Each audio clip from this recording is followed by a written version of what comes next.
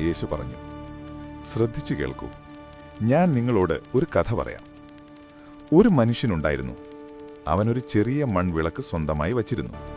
ആ വിളക്കിന് കാണാൻ വലിയ ഭംഗിയോ ഉറപ്പോ ഉണ്ടായിരുന്നില്ല.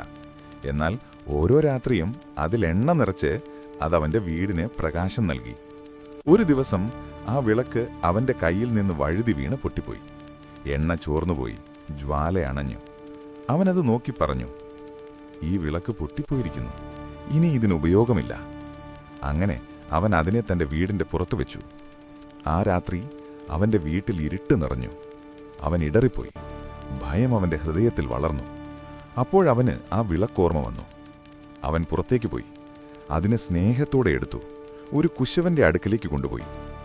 കുശവൻ പറഞ്ഞു, അതെ, ഇത് പൊട്ടിയിരിക്കുന്നു, എന്നാൽ ഇതിപ്പോഴും എന്റെ കയ്യിലുള്ള മണ്ണാണ്.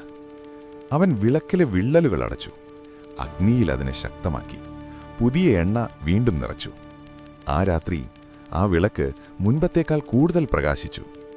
അതിനാൽ ഞാൻ നിങ്ങളോടിത് പറയുന്നു, നിങ്ങൾ ആ വിളക്ക് പോലെയാണ്. നിങ്ങൾ പറയുന്നു, ഞാൻ പൊട്ടിയിരിക്കുന്നു, ഞാൻ ദുർബലനാണ്, ഞാൻ പരാജയപ്പെട്ടു. എന്നാൽ ഞാൻ പറയുന്നു, എന്റെ അടുക്കലേക്ക് വരൂ. പൊട്ടിപ്പോയതിനെ ഞാൻ തള്ളിക്കളയുന്നില്ല, ഞാൻ അതിനെ പുനഃസ്ഥാപിക്കുന്നു.